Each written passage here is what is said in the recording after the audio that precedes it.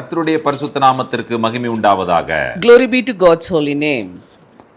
ஆண்டவரும் இரட்சகருமாய் இருக்கிற இயேசு கிறிஸ்துவின் விலையேறப்பெற்ற நாமத்தில் உங்கள் அனைவருக்கும் எங்களுடைய அன்பின் நல்வாழ்த்துக்களை தெரிவித்துக் கொள்கிறோம். We lovingly greet each and every one of you in the priceless name of our Lord and Savior Jesus Christ. கர்த்தருடைய பெரிதான கிருபையினால் உபாகம புஸ்தகத்தை தொடர்ச்சியாக தியானிக்க ஆண்டவர் உதவி செய்கிறார். அதற்காக நாம் ஆண்டவருக்கு நன்றி சொல்லுகிறோம். We are obliged to give thanks unto God because He has helped us to have a continuous meditation of the book of Deuteronomy. ஒவ்வொரு வார்த்தைகளும் எவ்வளவு அற்புதமாகவும் அதிசயமாகவும் இருக்கிறது என்பதை நாம் புரிந்து கொண்டோம். We understood how each and every word has a deep meaning to it. உபாகம புஸ்தகத்தை தொடர்ந்து வாசியுங்கள். கர்த்தருடைய ஆவியானவர் நம் ஒவ்வொருவரோடும் நிச்சயமாய் இடைபடுவார். And continuously keep reading the book of Deuteronomy. The Spirit of God would surely speak with us. உபாகம புஸ்தகத்தினுடைய இந்த தொடர் தியானத்திலே இன்றைக்கு ஒரே ஒரு வசனத்தை நாம் மையப்படுத்தி சில விஷயங்களை புரிந்து கொள்ள இருக்கிறோம். And today we are going to just take one scripture from the book of Deuteronomy and we are going to meditate upon it. உபாகமத்தின் புஸ்தகம் 6ஆம் அதிகாரம் 4வது வசனம் 5வது வசனம். Deuteronomy chapter 6 verses 4 and 5. இஸ்ரவேலே கேள், நம்முடைய தேவனாகிய கர்த்தர் ஒருவரே கர்த்தர். நீ உன் தேவனாகிய கர்த்தரிடத்தில் உன் முழு இருதயத்தோடும் உன் முழு ஆத்துமாவோடும் உன் முழு பலத்தோடும் அன்பு கூறுவாயாக.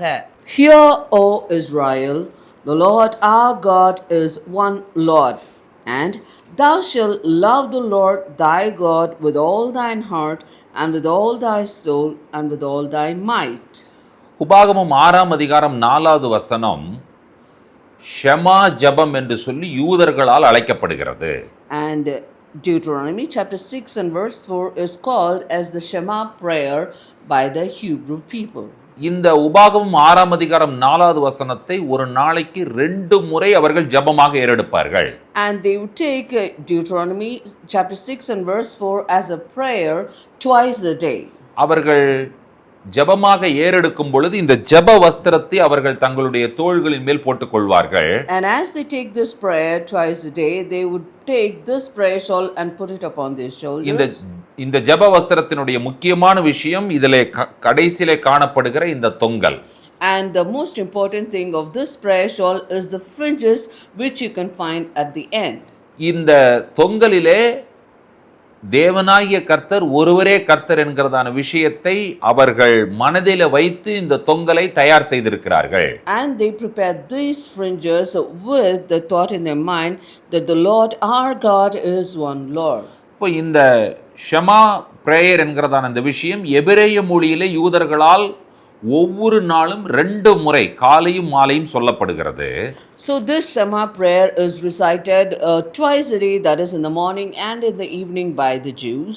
அப்போ இந்த பிரேயர் ஷெமா பிரேயர் என்று சொல்வதற்கு காரணம் என்ன? And what is the reason it is called as the Shema prayer? இந்த உபாகமம் 6ஆம் அதிகாரம் 4வது வசனத்தினுடைய முதலாவது வார்த்தை ஷெமா. Deuteronomy chapter 6 and verse 4 begins with the word hear or Shema. அதனால இதற்கு ஷெமா பிரேயர் என்று சொல்லி இதை அழைத்தார்கள். That is why they called it as the Shema prayer. இஸ்ரவேலே கேள். Hear, O Israel. ஷெமா Israel. Shema Israel. அப்ப ஷெமா என்று சொன்னால் கேள் என்று பொருள். So when you say Shema, it means hear. இப்போ ஆங்கிலத்தில் ஹியர் என்றும் தமிழில் கேள் என்கிற வார்த்தையும் வருகிறது. And we find the word hear in English. இப்போ இந்த ஹியர் என்கிறதான வார்த்தை அல்லது கேள் என்கிறதான வார்த்தை நமக்கு கேட்கும் பொழுது பார்த்தீங்கன்னு சொன்னால் ஏதோ காது கேட்குதா அப்படிங்கிற மாதிரி தான் பொருள்படும். When you use the word hear, you feel as though people are trying to tell you whether you're able to hear with your ears. இப்போ இந்த ஷெமா என்கிறதான இந்த வசனத்தை நான் முழுமையாக சொல்லுகிறேன். தயவு செய்து கவனமாக பொறுமையாக கேட்கும்படி உங்களை அன்போடு கேட்கிறேன். I lovingly request you to kindly listen to me with patience when I recite this Shema. உபாகமம் 6:4 முதலாவதாக. Firstly, Deuteronomy chapter 6 and verse 4. Shema Israel. Shema Israel. Adonai Elohenu. Adonai Elohinu. Adonai Echad. Adonai Echad. இப்போ அடுத்த வசனம் 5வது வசனம் என்ன சொல்லுகிறது என்பதை பாருங்கள். Now let us see what verse 5 says. வ அஹவ்டா Ba'ahavta, எத் Jehovah yet Ahava, எலோஹிக்கா Eloheka, பெக்கால் லெவாவ்கா Bekal Lavavka, ஊகால் நெஃப்ஷகா Uka Nefsheka, ஊகால் மெயோடெக்கா. Ukal Meodeka. இப்போ இந்த ரெண்டு வசனங்களும் ஒன்றோடு ஒன்று தொடர்புடையது என்பதை நாம் அறிந்திருக்கிறோம். We know that both of these scriptures are interlinked and they are connected with each other. இப்போ முதல்ல அந்த ஷமா என்று அழைக்கப்படுகிற மிக மிக முக்கியமான வசனமாகி உபாகம் 6:4 கவனிக்கலாம். Firstly, let us listen to the most important scripture, that is Shema, Deuteronomy 6:4. இப்போ இந்த வசனத்தை நீங்கள் பார்த்தீர்கள் என்று சொன்னால் 3 முறை கடவுளுடைய நாமம் அங்கே சொல்லப்படுவதை நீங்கள் கவனிக்கிறீர்கள். And here you can find out that the name of God is mentioned thrice in the scripture. உன் தேவனாகிய கர்த்தர் ஒருவரே கர்த்தர். The Lord our God is one Lord. அப்ப 3 முறை கர்த்தர், அதாவது தேவனுடைய அந்த நாமம் பயன்படுத்தப்படுகிறதா? So here we find the name of God is being mentioned thrice. தேவனாகிய கர்த்தர் ஒருவரே கர்த்தர். Lord our God is one Lord. ஷமாவை பாருங்க ஹீப்ரூல எப்படி சொல்லப்படுகிறது என்பதை கவனிங்கள். And see how Shema is mentioned in Hebrew. ஷமா Israel, Shema Israel, அதோனாய் Adonai, எலோஹேனு Elohinu, அதோனாய். Adonai. 3 முறை வருதுல்ல? So it comes thrice. இப்போ அந்த முடிவடைகிற வார்த்தை என்ன வார்த்தை? So what is the end word? யஹாத். Ehad. தமிழ்ல ஒருவரே என்று சொல்லப்படுகிற வார்த்தை ஆங்கிலத்தில் என்னவாக வருகிறது? And the word is our. One. It is the word which comes here is one. அப்போ ஒன் என்று சொல்லும் பொழுது அந்த ஒருவர் என்கிறதான வார்த்தைக்கு பொருள் என்ன? So what is the meaning of the word one? அந்த யஹாட் என்று சொன்னால் ஒரு யூனிட் என்பதை குறிக்கிறது. When you say ehad, it denotes a unit. இப்ப நிறைய பேர் உட்கார்ந்து இருக்கும் பொழுது நம்ம ஆங்கிலத்தில் இப்படி சொல்லுவோம் இல்ல, we are one அப்படின்னு சொல்லி. So when a group of people are seated together, we will say it in English as we are one. அப்ப என்ன அர்த்தம்? So what does it mean? அது எண்ணிக்கை என்கிறதான அந்த நியூமரிக்கல் நம்பர் ஒன்றை அது குறிக்கவில்லை. It doesn't denote the numerical value of one. we are one என்று சொல்லும் பொழுது we are same, நாங்கள் ஒன்றாக இருக்கிறோம், அதனுடைய ஒற்றுமையை குறிக்கக்கூடிய விஷயமாய் இருக்கிறது. And when it says one, it denotes as we are one, we are the same, and it denotes the unity. அப்போ இந்த 3 நாமங்கள் அதோனாய், எலோஹினு, அதோனாய். So the 3 names of God, the Adonai, Elohinu, Adonai. இந்த அதோனாய் என்கிறதான இடத்துல யெகோவா என்கிறதான வார்த்தை இருக்கிறது என்பது நம்ம எல்லாருக்கும் தெரிந்த விஷயம்.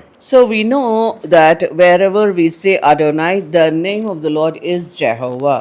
அப்போ அது ஒரிஜினலா எப்படி இருக்குன்னு பாருங்க. You just see how it is in the original. ஷமா Israel, Shema Israel, Jehovah எலோஹினு Jehovah, Ehovah, Elohinu, Ehovah, யஹாட். Ehad. இப்போ அந்த கடவுளுடைய அந்த திரித்துவமும் அந்த திரித்துவ தேவன் ஒரே ஒருவர்தான் என்கிற விஷயமும் இதிலே சொல்லப்படுகிறது. So here the Trinity of God is mentioned, and it says the triune God is one God. இப்போ இந்த ஷமா பிரேயர் சொல்றதுக்கு என்ன காரணம்? And what is the reason to recite the Shema prayer? கடவுள் ஒருவரே, இந்த மோனோதீசம் சொல்றாங்கல்ல, அந்த விஷயத்தை டிக்ளேர் பண்ணுவதற்காக, பிரகடனப்படுத்துவதற்காகவே சொல்லப்படுகிற ஒரு ஜெபம் உபாகமம் 6:4 காணப்படுகிற ஷமா ஜெபம். So this Shema prayer, which is in Deuteronomy 6:4, is a prayer which denotes the monotheism. இது பார்த்தீங்கன்னு சொன்னா ஜூயிஷ்னுடைய central part of their life, அதாவது அவர்களுடைய வாழ்க்கையினுடைய மிக மிக முக்கியமான விஷயம் இந்த ஷமா என்பது. So this Shema is a Jewish people's central part of their life. ஒரு யூதன் மரிப்பதற்கு முன்பாக அவன் கடைசியாய் பேச விரும்புகிற வார்த்தை இந்த ஷமா ஜெபம் தான். And before his death, these are the last prayers a Jew would like to take. இது ஒவ்வொரு நாளும் ஒரு யூதன் காலையிலும் மாலையிலும் செய்வான். So every morning and evening a Jew would recite this prayer. ஒரு யூத குழந்தை வாய் பேச ஆரம்பித்த உடனே அவர்கள் சொல்லிக் கொடுக்கிற முதல் விஷயம் இந்த ஷெமா பிரேயர் தான். And when a Jewish child begins to talk, the first prayer they would teach the child is the Shema prayer. அப்போ வாய் திறந்து பேச ஆரம்பிக்கும் பொழுது ஷெமா, So when it begins its mouth to speak, they say Shema. தன்னுடைய பேச்சு முடிவடைகிற காலகட்டம் என்கிற அந்த மரணம் வரும் பொழுதும் பேச விரும்புகிற வார்த்தை ஷெமா. So the last word that they would like to speak as the death is nearing is the Shema. இப்போ இந்த ஷெமா பிரேயர் பண்ணும் பொழுது அவர்களுடைய பக்தி எப்படி இருக்கிறது என்பதை கவனியுங்கள். See how their piousness is when they recite the Shema prayer. இந்த ஷெமா பிரேயரை சொல்ல வேண்டும் என்று சொல்லி நினைக்கும் பொழுது அவர்கள் பிரயாணத்தில் இருந்தால் கார்லேயோ மற்ற பிரயாணங்களில் இருக்கும் பொழுது அவர்கள் நிறுத்தி கொண்டுதான் இந்த ஜெபத்தை செய்வார்கள். So when they want to take up this Shema prayer, even while they are journeying, they would stop their vehicle and then only they would recite this prayer. இப்போ பஸ்லயோ ஏரோப்ளேன்லயோ பிரயாணம் பண்ணும் பொழுது அவர்கள் அந்த ஜெபத்தை செய்ய மாட்டார்கள். When they are traveling in the bus or in the aeroplane, they would never say this prayer. இப்போ ஜெபத்தை செய்யும் பொழுது அவர்கள் கண்களை மூடிக்கொண்டு So when they say this prayer, they would close their eyes. தங்களுடைய வலது கையினால் தங்களுடைய கண்களை பொத்திக் கொண்டு செய்வார்கள். And they would take their right hand and put it upon their eyes and then they would recite the prayer. என்ன காரணம்? And what is the reason? கண்களை மூடுவது, ஜெபிக்கும் பொழுது கண்களை மூடுவதற்கு காரணம் என்ன? What is the reason we close our eyes when we pray? அதாவது சிலர் கண்ணை மூடுறதுக்குன்னா என்ன பொருள்னு தெரியாம கண்ணை மூடிக்கிறாங்க. And many close their eyes without knowing the meaning or the reason for it. இப்போ கண்ணை திறந்து ஜெபம் பண்ணலாமா? Can you open your eyes and pray? என்ன அதுல எந்த தவறும் இல்லை. And there is nothing wrong in it. அப்ப கண்ணை மூடுறதுக்கு என்ன காரணம்? What is the reason to close our eyes? எதையும் பார்த்து நம்ம டிஸ்ட்ராக்ஷன் ஆகாம நம்முடைய சிந்தனைகளை ஒருமுகப்படுத்தி ஜெபிப்பதற்காகத்தான் கண்களை மூடி ஜெபிக்கிறோம். And we close our eyes in prayer, and the reason for that is we should never be distracted while anything comes across when we pray. தங்களுடைய முழு கவனத்தையும் ஜெபத்தில் செலவிட வேண்டும் என்பதற்காகத்தான் கண்களை மூடுவது. And the reason why we close our eyes is so that we can fully concentrate and put our attention in the prayer. இப்போ கண்ணை மூடி இவர்கள் ஷெமா பிரேயர் செய்கிறார்கள். So they close their eyes and they say the Shema prayer. திரும்பவுமாக கைகளையும் வைத்து கண்களை மூடிக்கொள்ளுகிறார்கள். And once again they put their hands on their eyes and they close their eyes. முதலாவது மூடப்பட்ட கண்கள். Firstly the closed eye. மூடப்பட்ட கண்களுக்கு மேலே கைகள். And the hands above the closed eye. உங்களுக்கு புரியுற மாதிரி சொல்லணும்னா டபுள் லாக்கிங் சிஸ்டம் ஆக்சுவலா.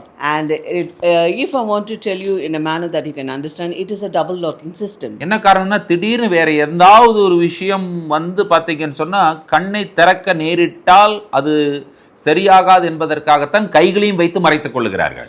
And they put their hands over their eyes and cover it so that they would not be distracted by anything which may occur suddenly. அப்புறம் பாத்தீங்கன்னு சொன்னா அவங்க பிரயாணத்தை நிறுத்தி நல்ல பக்தியோடு நின்று கொண்டுதான் they stand still. அப்படி நின்று தான் அவர்கள் இந்த ஜெபத்தை செய்கிறார்கள். And then if they are journeying, they would stop their car or the vehicle and then they would stand still and they would recite this prayer. இப்போ நமக்கு பாத்தீங்கன்னு சொன்னா மூன்று வித்தியாசப்பட்ட நபர்கள் இந்த உலகத்தில் இருக்கிறார்கள். And there are three different types of people in this world. அதாவது ஒரே ஒரு கடவுள் தான் என்று சொல்லுகிற மோனோதீசம் என்கிற விஷயத்தை விசுவாசிக்கிறவர்கள். And there are people who believe that there is only one God and they believe in the monotheism. இல்ல பல கடவுள்கள் இருக்கிறார்கள் என்று சொல்லுகிற பாலிதீசம் என்கிற விஷயத்தை விசுவாசிக்கிறவர்கள் இருக்கிறார்கள். And there are people who believe in polytheism, that is they believe that there are many gods. மூன்றாவதாக ஹீனோதீசம் என்று சொல்லி அழைக்கப்படுகிற ஒரு குழுவினர் உண்டு. And the third group are called as the henotheism. அவர்கள் எப்படி என்று சொன்னால் ஒரே ஒரு கடவுளை சேவிக்கிறவர்கள். And they serve one God. ஆனால் அதே சமயத்தில் பார்த்தீங்கன்னு சொன்னா மற்ற கடவுள்கள் இருக்கிறார்கள் என்பதை அவர்கள் நிராகரிப்பது கிடையாது. And they do not deny that there are other gods who are there. அப்போ மற்றவங்க அதை பற்றி பார்த்தீங்கன்னு சொன்னா அவங்க ஏதோ கும்பிட்டு போறாங்க அது இருக்கு அப்படிங்கிற மாதிரி அவர்கள் சொல்லுகிற மக்கள் தான் அவர்கள். And they are a group of people who say that there are other gods. ஆமாம், இது இப்போ வந்துருன்னு சொன்னல கேட்டியா? இல்லை வந்து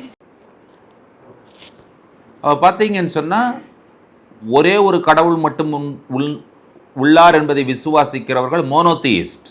So those who believe in one God, they are called as the monotheists. பல கடவுள்கள் இருக்கிறார்கள் என்பதை விசுவாசிக்கிறவர்கள் பாலிதியிஸ்ட்.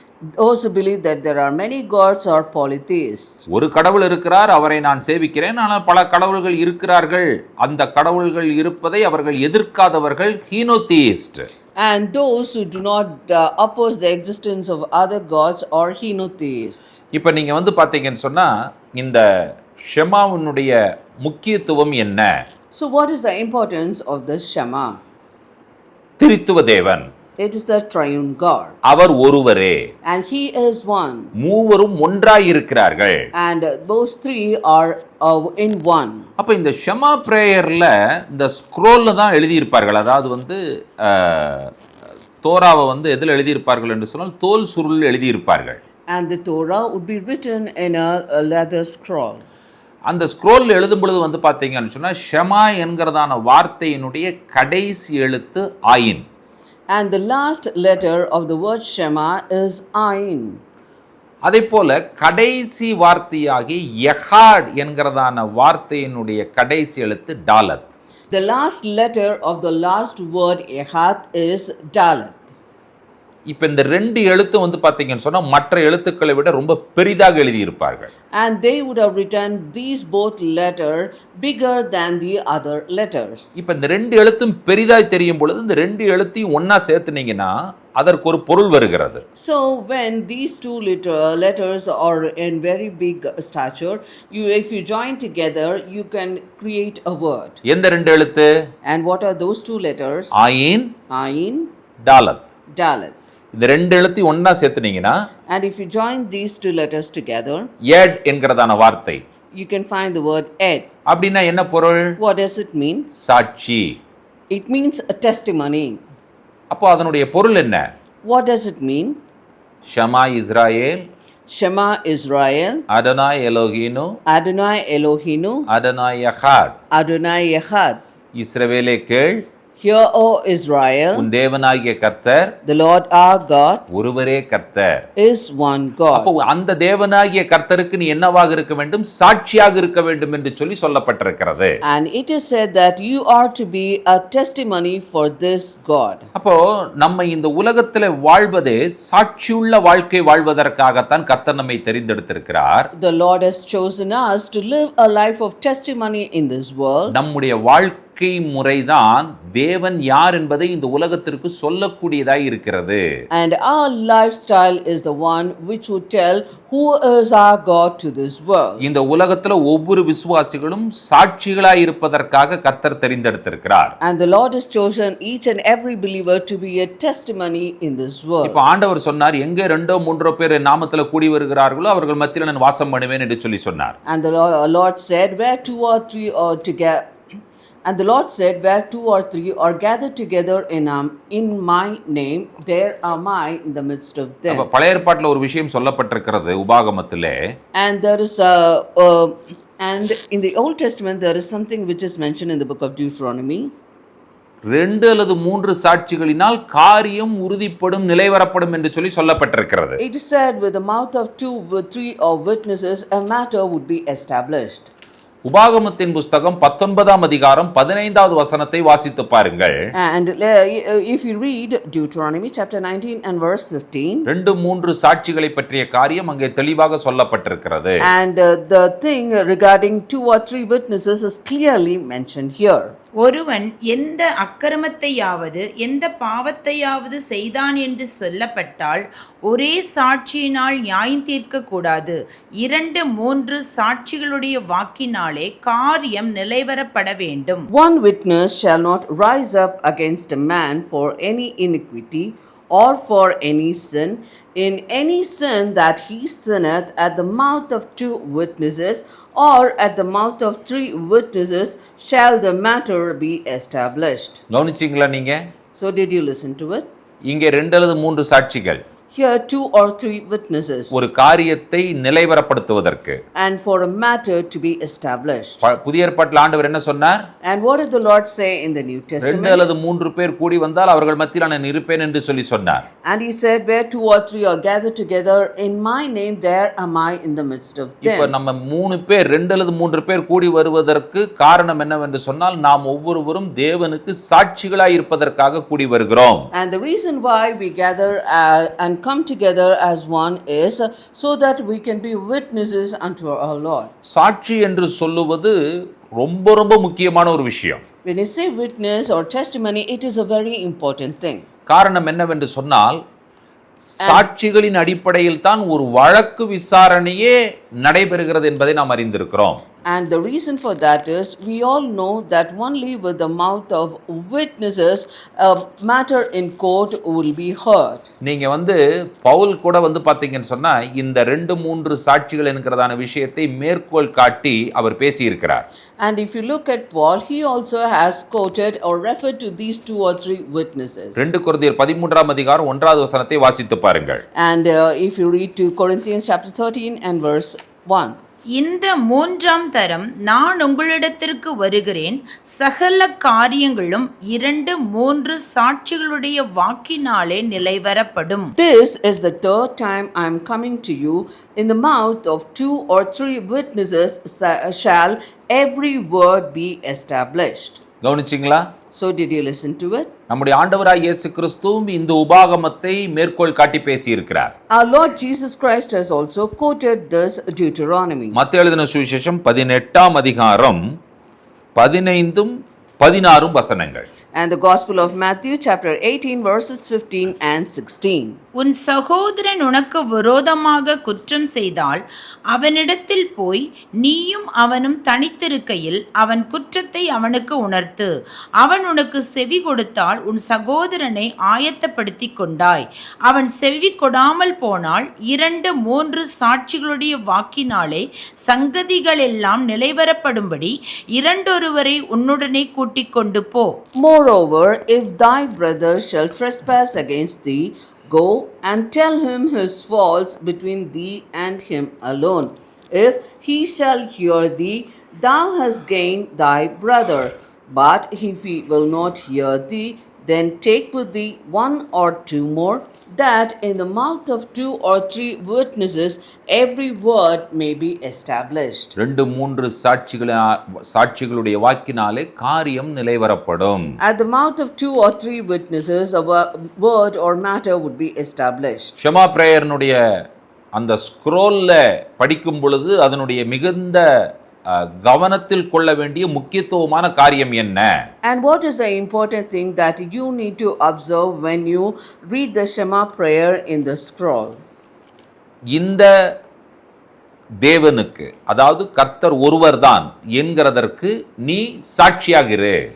You are a testimony or a witness that the Lord is one. இப்போ அந்த யூனிட்ல இருக்கிறாங்க, பட் ஆனா அந்த திரியேக தேவன் ஒருவர் தான் என்பதை நாம் புரிந்து கொள்ள வேண்டும்.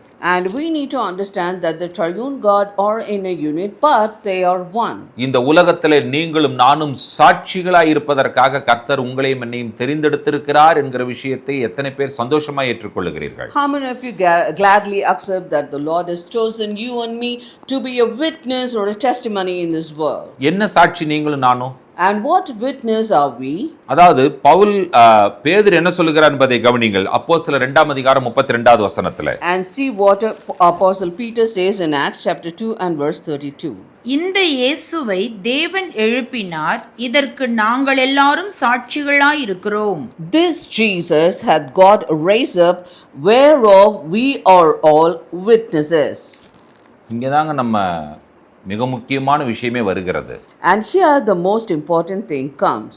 இயேசு மரித்தார், Jesus died, அடக்கம் பண்ணப்பட்டார், he was buried, உயிரோடு எழுந்தார், and he was raised up, 40 நாட்கள் இந்த பூமியிலே சஞ்சரித்தார்.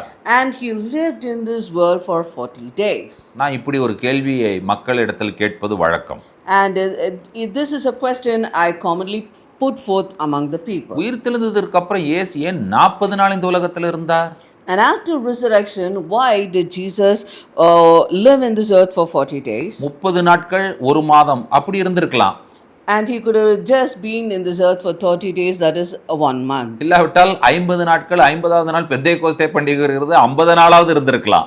Or else he could have lived for 50 days, because on the 50th day the feast of Pentecost comes. பஸ்காவை கொண்டாடினோம், பஸ்கா அன்னைக்கு மரித்தோம், அப்போ இந்த மாதிரி ஒரு 50 நாளாவது இருந்திருக்கலாம் அவர். So he observed the Passover and he died on the Passover, so he could have lived for 50 days. அப்ப நான் சும்மா வேடிக்கையாக இந்த கேள்வி கேட்பேன், ஏன் 40 நாள் இருந்தார் என்று சொல்லி. So funnily I would ask this question, why he lived for 40 days? அப்போ மக்கள் தெரியாது என்று சொல்லுவார்கள். So people would say, no, we do not know. இப்போ நான் சொல்லுவேன், 40th day prayer meeting நீ நடத்திடக்கூடாதுங்கிறதுக்காக தான் ஆண்டவர் 40 நாள் இந்த பூமியில் இருந்தார் என்று சொல்லுவேன். So I would tell them, because Jesus did not want you to conduct the 40th day prayer meeting, he lived in this world for 40 days. டேய் தம்பிங்களா, 40வது நாள் ஜெப கூட்டம் வச்சிராதீங்கப்பா, நான் இந்த உலகத்துல உயிரோடு தான் இருக்கிறேன், ஆகினால் எனக்கு ஒரு ஜெப கூட்டம் தேவையில்லை. And Jesus wanted to tell, oh my dear brothers, please do not conduct a 40th day prayer meeting for me, because I am alive and living in this world. Okay, நீங்கள் இதை ரொம்ப சீரியஸா எடுத்துக்கொள்ளாதீர்கள், இது நான் சும்மா விளையாட்டிற்காக சொல்லக்கூடிய விஷயம். And please do not take it seriously, because I'm just simply telling it very jovially. இப்போ பரலோகத்திற்கு எடுத்துக்கொள்ளப்படுகிறார். Now Jesus was taken up into heaven. அவர் சொன்ன விஷயம் என்ன தெரியுமா? And you know what is the thing that he said? அவர் மேலே எடுத்துக்கொள்ளப்படும் பொழுது என்ன சொன்னார் என்பதை தான் அப்போஸ்தலர் 1:8 நாம் வாசிக்கிறோம். And in Acts chapter 1 and verse 8 we read what he said when he was taken up. பரிசுத்த ஆவி உங்களிடத்தில் வரும்போது நீங்கள் பலனடைந்து எருசலேமிலும் யூதேயா முழுவதிலும் சமாரியாவிலும் பூமியின் கடைசி பரியந்தமும் எனக்கு சாட்சிகளாய் இருப்பீர்கள் என்றார். But ye shall receive power after that the Holy Ghost is come upon you, and ye shall be witnesses unto me both in Jerusalem and in all Judea and Samaria and unto the uttermost part of the earth. சாட்சிகளாய் இருப்பீர்கள். You shall be witnesses. எனக்கு சாட்சிகளாய் இருப்பீர்கள். Unto me. இல்ல, அவருக்கு என்னங்க சாட்சி தேவைப்படுது? And why does he need a witness? அவர் போயிட்டாரு. He went away. இப்போ அவரை பத்தி சாட்சி சொல்லணும். And now we need to share the witness. என்ன சாட்சி சொல்லணும்? And what would be that witness? பேதுரு தான் ஆரம்பித்து வைக்கிறார் இந்த சாட்சியை. And Peter is the one who begins this testimony. எங்கே ஆரம்பித்து வைத்தார் என்று வாசித்தோம். And where did we see that he began this? அப்போஸ்தலர் 2:32 வாசித்தோம். We read it in Acts chapter 2 and verse 32. இயேசுவை தேவன் எழுப்பினார். And God raised up Jesus. அப்ப இயேசுவினுடைய உயிர்த்தெழுதலை இவர் சொல்லுகிறார். அந்த உயிர்த்தெழுதலுக்கு நாங்கள் சாட்சிகள். So he talks about the resurrection of Jesus Christ, and we are witnesses for it. இப்போ அதே பேதுரு அப்போஸ்தலர் 3ஆம் அதிகாரம் 15வது வசனத்துல சொல்லுகிற விஷயத்தை கவனியுங்கள். And see what this same Peter says in Acts 3:15. ஜீவாதிபதியை கொலை செய்தீர்கள், அவரை தேவன் மரித்தோரிலிருந்து எழுப்பினார், அதற்கு நாங்கள் சாட்சிகளாய் இருக்கிறோம். And killed the Prince of Life, whom God hath raised from the dead, whereof we are witnesses. கவனிச்சீங்களா? So did you listen? ஜீவாதிபதியை கொலை செய்தீர்கள், You killed the Prince of Life, தேவன் அவரை மரித்தோரிலிருந்து எழுப்பினார், whom God hath raised from the dead. இப்போ நாங்கள் எல்லாம் யார் என்று சொன்னால், அவருடைய மரணத்திற்கும் அடக்கத்திற்கும் உயிர்த்தெழுதலுக்கும் நாங்கள் சாட்சிகள். So if you ask who we are the witnesses of his death, his burial and his resurrection. சாட்சிகள். Witnesses. எவ்வளவு அற்புதமாய் இருக்கிறது என்பதை பாருங்கள். You just see how wonderful this is. பேதுரு அப்போஸ்தலர் 5ஆம் அதிகாரம் 30, 31, 32 வசனங்களில் என்ன சொல்கிறார் என்பதை கவனியுங்கள். Now listen to what Peter says in Acts chapter 5 verses 30, 31 and 32. நீங்கள் மரத்திலே தூக்கி கொலை செய்த இயேசுவை நம்முடைய பிதாக்களின் தேவன் எழுப்பி இஸ்ரவேலுக்கு மனம் திரும்புதலையும் பாவ மன்னிப்பையும் அருளுகிறதற்காக அவரை அதிபதியாகவும் இரட்சகராகவும் தமது வலதுகரத்தினாலே உயர்த்தினார். இந்த சங்கதிகளை குறித்து நாங்கள் அவருக்கு சாட்சிகளாய் இருக்கிறோம். தேவன் தமக்கு கீழ்ப்படுகிறவர்களுக்கு தந்தருளின பரிசுத்த ஆவியும் சாட்சி என்றார்கள். The God of our fathers raised up Jesus, whom ye slew and hanged on a tree. Him hath God exalted with his right hand to be a prince and a savior, for to give repentance to Israel and forgiveness of sins, and we are his witnesses of these things, and so is also the Holy Ghost, whom God hath given to them that obey him. நீங்கள் இயேசுவை மரத்திலே தூக்கி அவரை கொலை செய்தீர்கள். You slew Jesus and he was hanged up on a tree. அடுத்தது அங்கே சொல்லப்பட்டிருக்கிறது, நம்முடைய பிதாக்களின் தேவன் அவரை உயிரோடு எழுப்பினார். And it says the God of our fathers raised up Jesus. அதாவது எதற்காக உயிரோடு எழுப்பினார்? And why did he raise him up? இஸ்ரவேலுக்கு மனம் திரும்புதலையும் பாவ மன்னிப்பையும் அருளுவதற்காக. And to give repentance to Israel and forgiveness of sins. அடுத்தபடியாக அங்கே சொல்லப்பட்டிருக்கிறது, அவரை அதிபதியாகவும் இரட்சகராகவும் தமது வலது கரத்தினாலே உயர்த்தினார். And next it is said here that he exalted him with his right hand to be a prince and a savior. அப்போ அடுத்து சொல்றாரு பாருங்க, இந்த சங்கதிகள். And then he says these things. இந்த சங்கதிகளை குறித்து நாங்கள் அவருக்கு சாட்சிகளாய் இருக்கிறோம். So we are witnesses of these things. எப்படி சொல்லப்பட்டிருக்கிறது பாத்தீங்களா? Did you see how it is mentioned here? அடுத்தது தமக்கு கீழ்ப்படிகிறவர்களுக்கு தந்தருளின பரிசுத்தாவியும் சாட்சி. And it also says, so is also the Holy Ghost whom God hath given to them that obey him. சாட்சிகள். And we are witnesses. கிறிஸ்துவினுடைய மரணத்திற்கும் அடக்கத்திற்கும் உயிர்த்தெழுதலுக்கும் சாட்சிகள். And witnesses to the death, the burial and the resurrection of Jesus Christ. அப்போஸ்தலர் 10ஆம் அதிகாரத்துக்கு நேரா உங்களுடைய கவனத்தை திருப்புங்கள். And turn your attention towards Acts 10. 39 40 வசனத்தை வாசியுங்கள். And let us read 39 and 40. யூதருடைய தேசத்திலும் எருசலேமிலும் அவர் செய்தவைகள் எல்லாவற்றிற்கும் நாங்கள் சாட்சிகளாய் இருக்கிறோம். அவரை மரத்திலே தூக்கி கொலை செய்தார்கள். 3ஆம் நாளிலே தேவன் அவரை எழுப்பி பிரத்யட்சமாய் காணும்படி செய்தார். And we are witnesses of all things which he did both in the land of the Jews and in Jerusalem, whom they slew and hanged on a tree. Him God raised up the third day and shewed him openly. யூதருடைய தேசத்திலும் எருசலேமிலும் அவர் செய்தவைகள் எல்லாவற்றிற்கும் நாங்கள் சாட்சிகளாய் இருக்கிறோம். And we are witnesses to all things that he did both in the land of the Jews and in Jerusalem. ரொம்ப பிரம்மாண்டமா சொல்றாங்க பாருங்க, அவரை மரத்திலே தூக்கி கொலை செய்தார்கள். And see how they gradually mention here that whom they slew and hanged on a tree. 3ஆம் நாளிலே தேவன் அவரை எழுப்பி பிரத்யட்சமாய் காணும்படி செய்தார். And him God raised up on the third day and shewed him openly. நாங்கள் சாட்சிகள். We are witnesses. நாம் யார்? Who are we? சாட்சிகள். Witnesses. எதற்கு சாட்சிகள்? For what we are witness? தேவன் ஒருவரே, ஒருவர்தான் தேவன், தேவன் ஒருவர் என்பதற்கு சாட்சிகள். And we are witness that God is one. அந்த ஒரு தேவன் பூமிக்கு இறங்கி வந்தார். And that one God came to this earth. பாவிகளுக்காக அந்த தேவன் இந்த உலகத்திலே சிலுவையிலே மரித்தார். And that God died on the cross for the sins of the people. அடக்கம் பண்ணப்பட்டார். He was buried. 3ஆம் நாள் உயிரோடு எழுந்தார். And he rose up on the third day. எங்களை எல்லாம் ஆண்டவர் தெரிந்தெடுத்திருக்கிறார். And God has chosen all of us. நான் ரட்சிக்கப்பட்டிருக்கிறேன். I am saved. நான் பாவ மன்னிப்பின் நிச்சயத்தை பெற்றிருக்கிறேன். I have the assurance of the forgiveness of my sins. இந்த உலகத்தினுடைய பாவத்திற்கும் பாவத்தின் அடிமைத்தனத்திற்கும் நீங்களாக்கி கர்த்தராகிய கிறிஸ்து என்னும் இரட்சகர் என்னை விடுதலையாக்கி இருக்கிறார். And Christ the Savior has redeemed me and delivered me from the sins of this world. இத்தனை வேலைகளையும் அவர் செய்தது சிலுவையில். And he did all of these things on the cross. மரத்திலே. On the tree. அந்த மரத்தை நான் பார்க்கிறேன். I look upon that tree.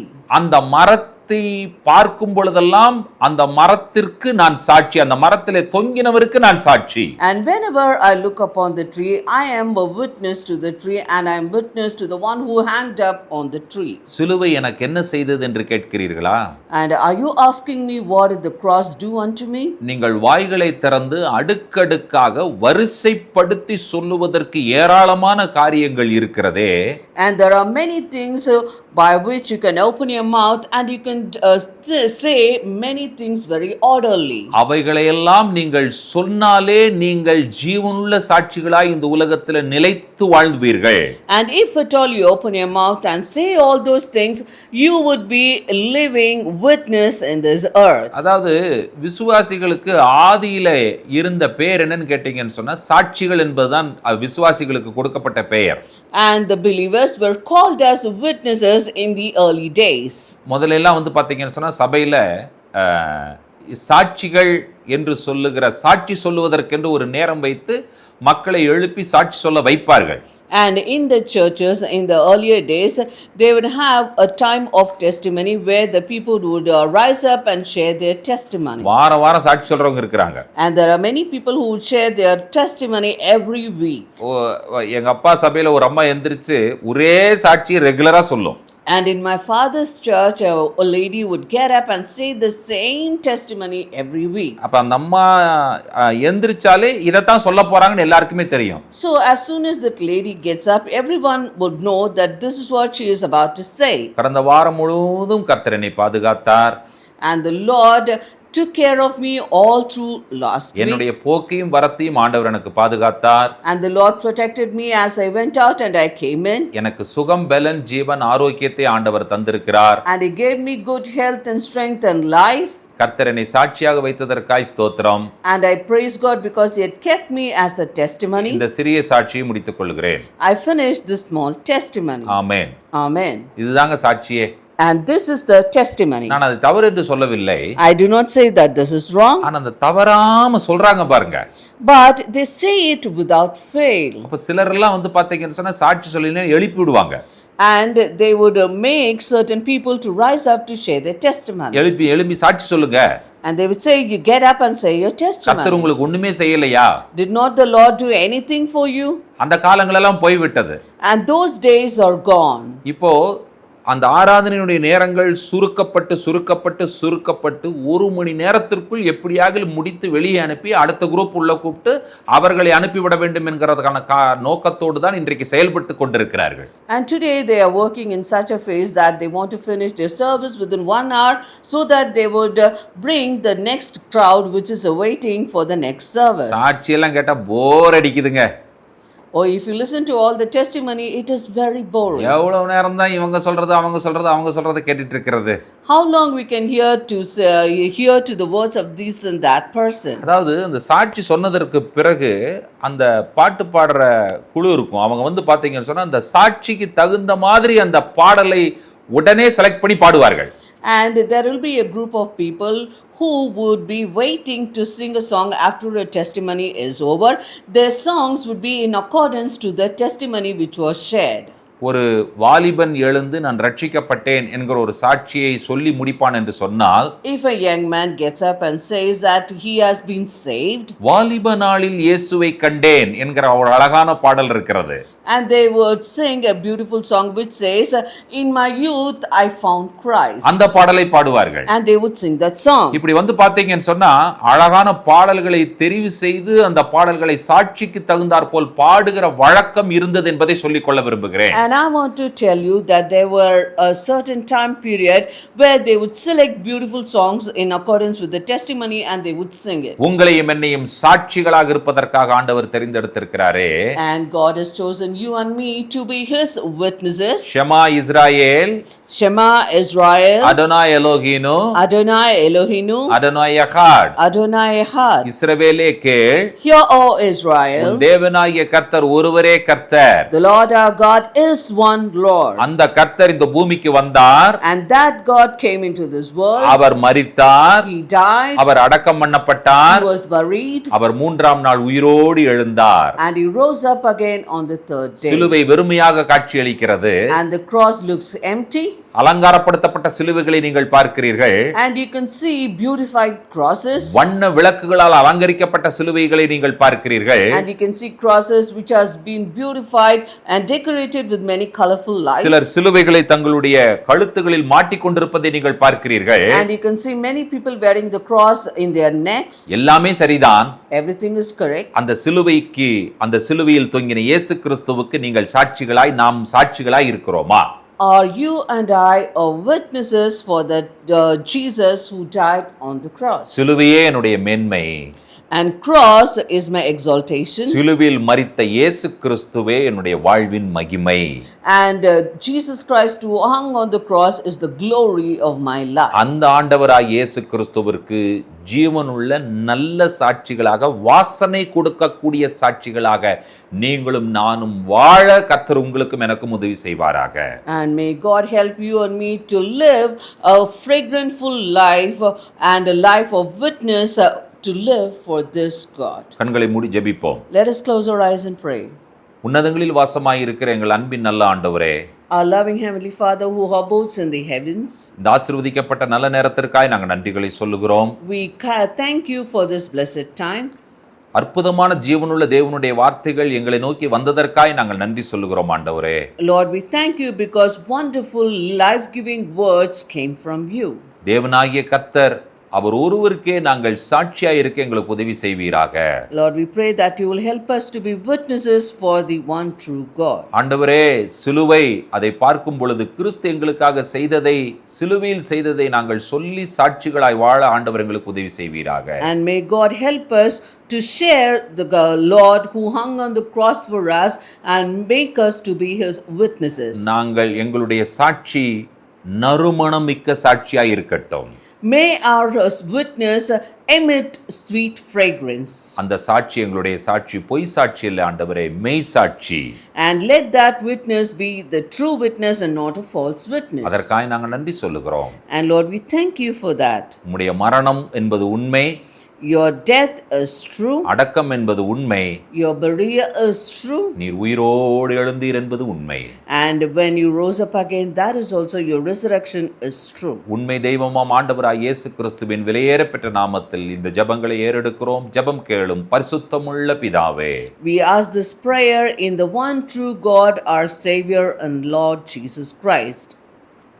கர்த்தர் தாமே நம் ஒவ்வொருவரையும் நிறைவாய் ஆசீர்வதிப்பாராக.